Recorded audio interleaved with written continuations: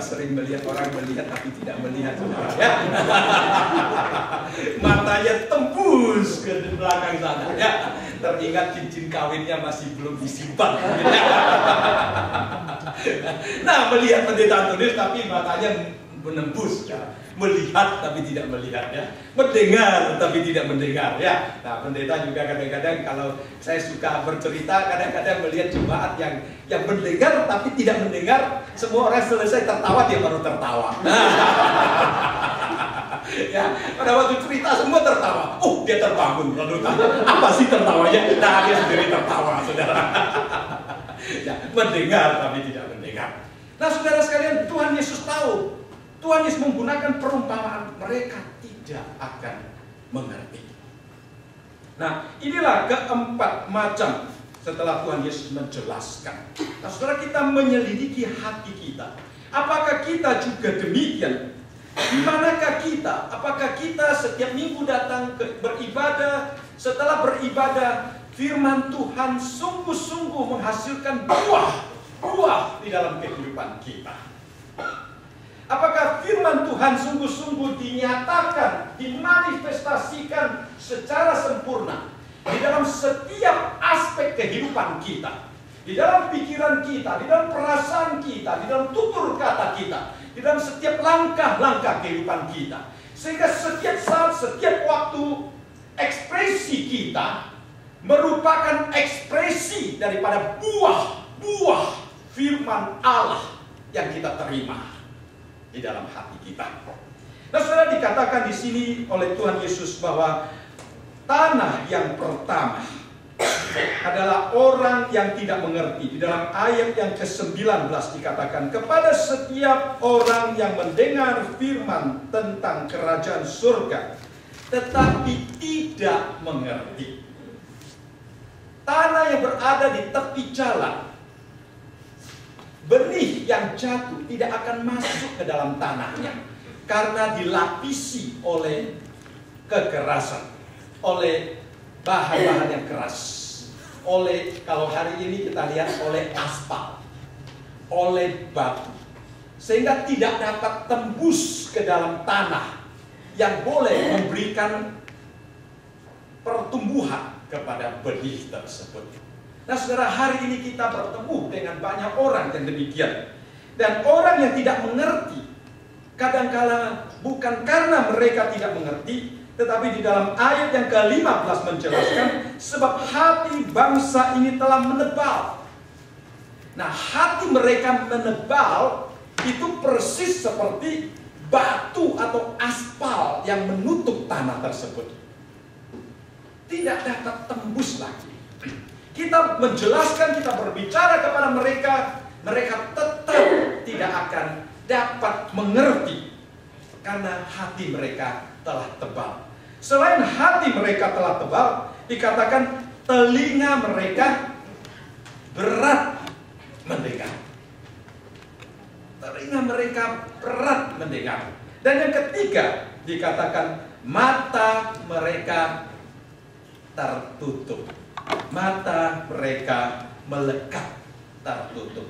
Mata tertutup tidak melihat, telinga berat mendengar, hati mereka sudah menebal. Saudara-saudara, inilah keadaan manusia pada hari ini. Kadang-kadang memang kita sungguh sedih kalau kita ingin menjelaskan firman Tuhan kepada seseorang. Mereka memang datang dengan hati yang menebal, dengan telinga yang berat mendengar. Itu susah, ya. Saya memimpin gereja di mana kebanyakan yang datang adalah orang-orang dari China. Dan di dalam PA, saudara, kita seringkali PA, tapi tidak sedikit dari mereka yang suka berdebat, ya, suka berdebat. Nah, mereka suka berdebat, mereka bukan mendengar penjelasan firman Tuhan, tapi melihat kalau kamu ada satu kata yang kira-kira mereka bisa tangkap dan jadikan isu untuk berdebat, nah itu yang ditangkap, saudara sekalian, ya. Jadi telinga mereka memang berat sekali untuk firman Tuhan. Mata mereka tidak terbuka untuk melihat firman Tuhan, tapi hanya ingin berdebat. Ada isu-isu kecil bisa diperdebatkan. Dan saya cari contoh, ya, isu kecil, ya, bagi mereka besar, saudara sekalian. Kita tentang doa sebelum makan.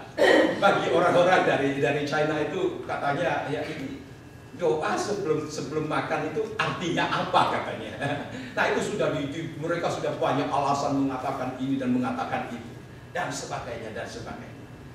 Saudara kadang-kadang bisa kesal saudara dengan orang demikian. Tapi kita selalu berdoa, Tuhan, Engkau yang hanya bisa membuka hati mereka. Engkau yang bisa membuka mata dan telinga mereka untuk melihat. Dan saya bersyukur saudara sekalian, walaupun tiap Jumat harus berdebat dengan mereka. Kadang-kadang datang ke gereja dan siap-siap saudara sekalian. Tapi bersyukur sekali tidak sedikit dari mereka pelan-pelan mulai bertobat. Ada satu dari China juga, mertuanya satu hari dia sudah bertobat, istrinya bertobat dulu, suaminya dan mertuanya semua tidak mau ke gereja. Dan suaminya tidak mengizinkan dia ke gereja, mertuanya tidak mengizinkan dia ke gereja. Dia datang kepada saya, bilang bagaimana, apa yang dapat dia perbuat. Lalu mertuanya menaruh satu papan keluarga, ya, keluarga di sana. Lalu dia bilang, kalau kamu percaya Kristen, papan ini saya akan ambil. Artinya apa? Artinya engkau sudah bukan bagian daripada keluarga saya lagi. Dia menangis, apa yang saya dapat perbuat? Saya bilang doa. Suami, saya tanya kepada dia, coba make appointment dengan suaminya. Saya bertemu dengan suaminya. Lalu suaminya bilang sama istrinya, jangan panggil orang ke sini. Saya tidak mungkin ke gereja, saya tidak mungkin mau mendengar katanya. Saya bilang coba aja ya. Tapi sekarang suaminya mulai tiap minggu datang ke gereja, walaupun belum percaya saudara sekalian. Tiap minggu dia sudah di gereja, Jumat juga datang ya.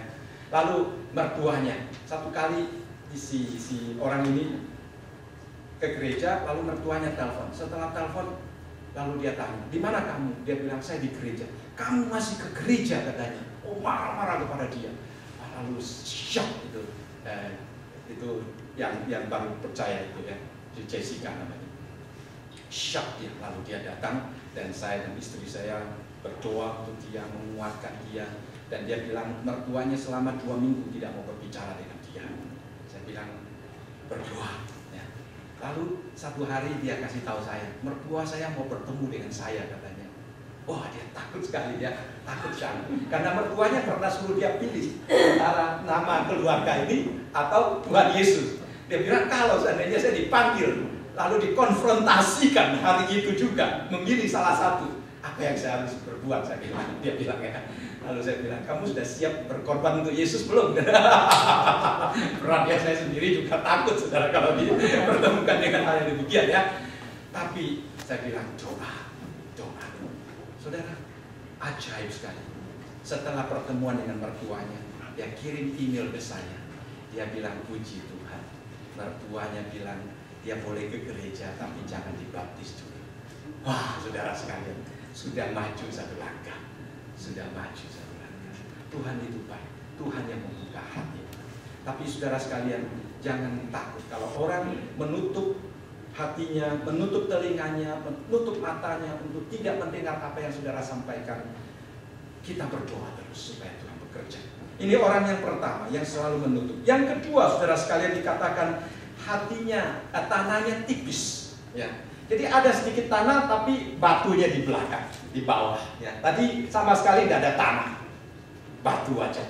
Sekarang ada sedikit tanah.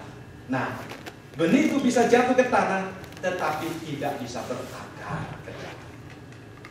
Ada banyak orang juga demikian, senang mendengar firman Tuhan, tetapi tidak berakar, tidak mau belajar, tidak mau spend time untuk berkomunikasi dengan Tuhan, untuk bersekutu dengan saudara seiman, untuk sungguh-sungguh menggali firman Tuhan lebih dalam. Karena akarnya tidak bisa bertumbuh lagi. Dan saudara sekalian, dijelaskan oleh Tuhan Yesus di sini, benih yang demikian itu akan mati karena terik matahari. Dan terik matahari itu di perumpamaan seperti apa? Seperti penganiayaan. Penganiayaan.